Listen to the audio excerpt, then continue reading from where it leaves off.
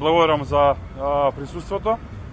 Денеска втор ден продолжуваме на преку 300 локации низ цела Македонија со собирање на потписи за поднесување на закон во Собранието на Македонија за поништување на спорниот закон за попис. Сметаме дека големиот одзив на граѓаните, 25.000 потписи само за еден ден, а денеска очекуваме да достигнеме бројката од 40.000 потписи. Што значи дека до завршувањето на целата оваа акција, која што ќе трае 21 ден, многу над 100.000 потписи ќе одиме. Сето тоа покажува дека народот, граѓаните на Македонија, македонскиот народ и сите останати кои што живеат во Македонија не се согласуваат со ваков попис, со попис кој што е политички, а не статистички, попис кој што не ги почитува правилата на Евростат, попис кој што значи дискриминација и попис кој што значи политички договор.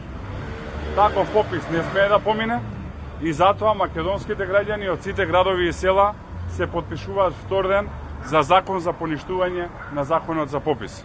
Јас сум убеден дека кога ќе стигне таа огромна бројка на потписи во Собранието, која што денес можам да кажам ќе е многу поголема од првично проектираната бројка од 100.000, дека пратениците ќе го усвојат предлогот на ВМРО-ДПМН и овој закон за попис, кој што не е согласно критериумите и препораките на Евростат и е политички, а не статистички, ќе биде поништен, односно укинат.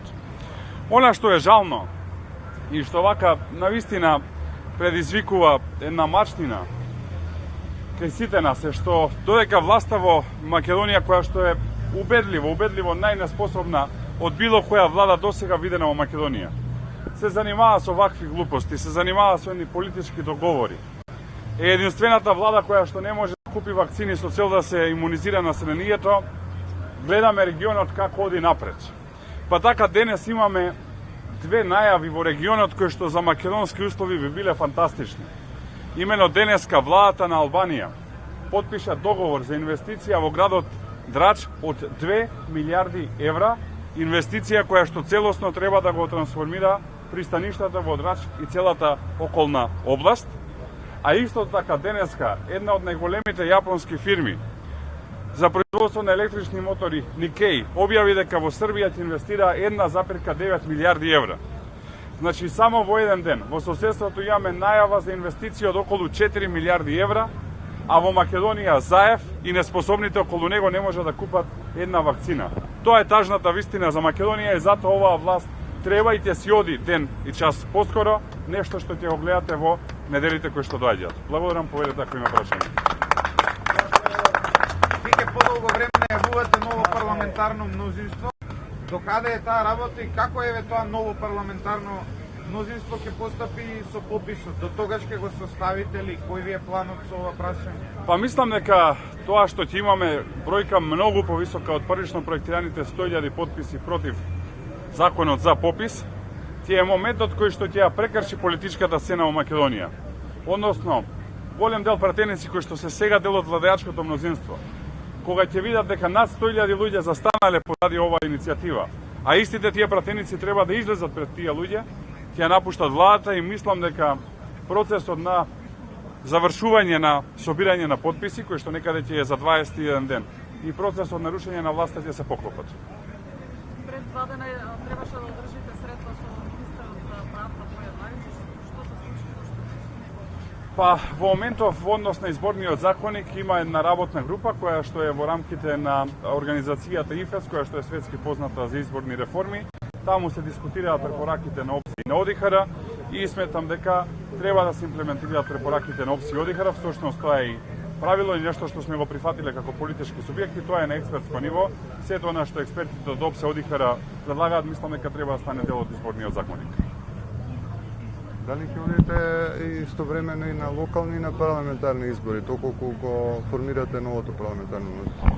Па, јас гледам две сценарија. Едното сценарио е да се оди на заеднички локални и предвремени парламентарни избори, доколку се разбира и останатите политички партии и субјекти во собранието истото го посакуваат, затоа што тоа не е одлука само на ВМРО-ДПМН, ние имаме 44 пратеници, потребни се 61 за ова одлука. А втората опција е да се одржат локални избори и в година напролет да се одржат предвремени парламентарни избори.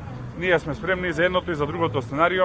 Ден поскоро, час поскоро оваа власт треба да си оди, така што дали новото парламентарно мнозинство ќе резултира со заеднички предвремени парламентарни и локални избори, или ќе резултира новото парламентарно мнозинство со локални избори на есен, како што реот, и предвремени парламентарни на пролет, е работа која што ќе се договара помеѓу партнерите. Дали ќе поддржите предлог закона за лични карти? Па се изјаснивме неколку пати досега по однос на оваа работа. Има два дела во однос на предлог закона за лични карти. Првиот дел е по однос на името. Имено ние инсистираме на личните карти да остане Република Македонија. Мотив плюс нешто што не е дискутирано многу во јавност и тоа што не знам колку е запозната македонската јавност.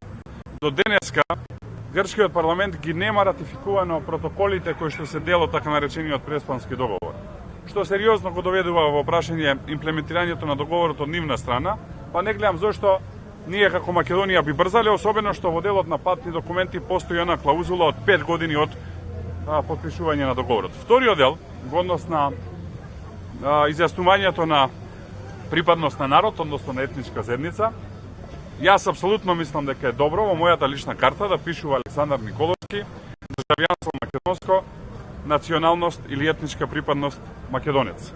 Тоа е нешто што за жал го нема во овие лични карти и нешто што Зоран Заев не сака да се случи, затоа што тврдеше и ги лажеше сите дека идентитетот е бетон, ама идентитетот не е бетон, затоа што не дозволува во личните карти да може македонците да се идентификуваат како македонци. И тука би сакал да ја срушам неговата манипулација по однос на државјанството, затоа што согласно договорот од Преспа, државјанството е граѓани на Република Северна Македонија / македонско, што значи дека ако сте машко не пишува македонец, туку пишува македонско, ако сте женско не пишува македонка, туку пишува македонско, односно не е ни во машки ни во женски род, туку е во среден род, што значи се однесува на државјанство, а не се однесува на лично чувство, односно на национална припадност.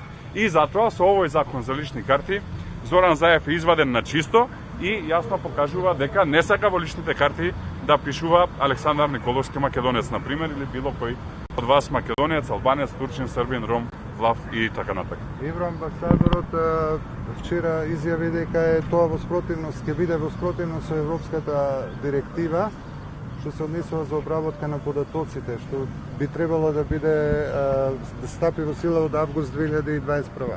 Па тоа е прашање за Зоран Заев. Мислам дека клучното прашање за Зоран Заев е кога ќе го добиеме тој фамозен датум за почеток на преговори.